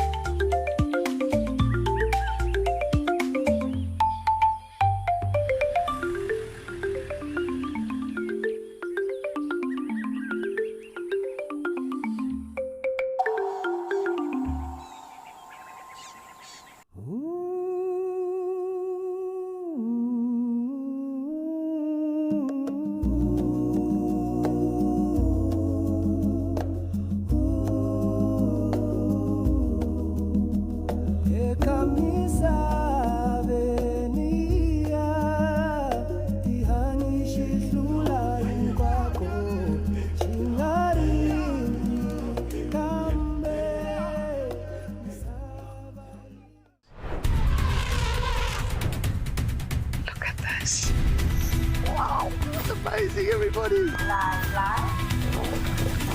We'll see you there. Oh, have a look at this.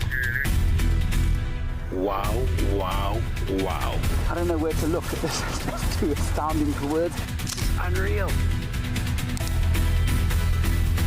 This is what they call a a shambe, a family, a whole herd of elephants. Nature is just everything. We will be extending the show by a few minutes. A fascinating animal that kind of draws people to it. We'll see you out on the safari.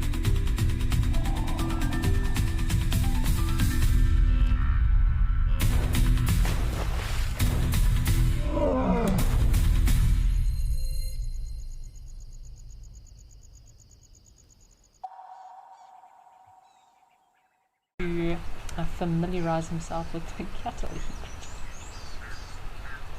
Alrighty folks, why don't we head across to Lentor and see if there's any last minute birds we can catch today.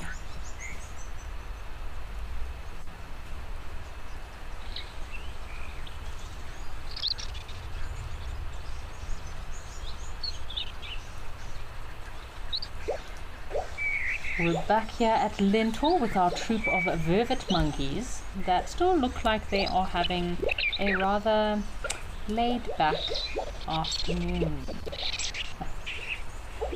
Look at these guys. They'll spend a bit of time in the middle of the day, especially when it's very hot, just resting in the shade, taking it easy. I mean, they've been up since sunrise, foraging, getting up to all kinds of nonsense we don't want to know about. So yeah, baboons will do the same. Sometimes they'll start slowing down, taking it a bit easy in the middle of the day. I like my midday naps. I don't get to have them very often, but when I do, it is amazing. So same with these primates. Any chance they get to kind of rest during the day after lots of feeding and foraging, they definitely will. Gorillas are the same. They'll also take some time to rest throughout the day. They've been foraging and they'll find a little area, nest up and rest, especially if it's raining. Most gorilla species do not like the rain. If it starts raining, they start nesting in the vegetation, hiding themselves from the rain, feeling like drowned rats, waiting for the sunshine to come out before they carry on moving and feeding.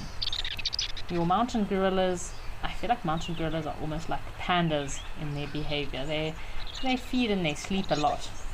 Mountain gorillas, your western lowland gorillas, because they need to substitute their diet with a lot of fruit and spend a lot of time up in the trees, they do move around quite a lot more than that of mountain gorillas.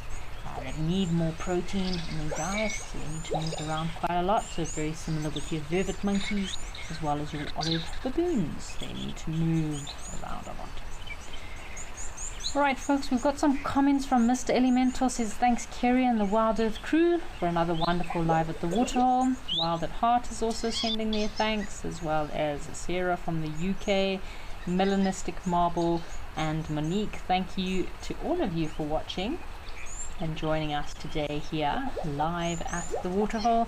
I will be with you tomorrow, so we'll probably have another chilled birding day tomorrow, see what other creatures we can find out and about, see what else is roaming around, maybe some more monkey business. But folks, from me and the rest of the Wild Earth crew, just a big thanks for joining us today. Hope you enjoy the rest of your hump day, and we will see you tomorrow live at the waterhole, same time, same place.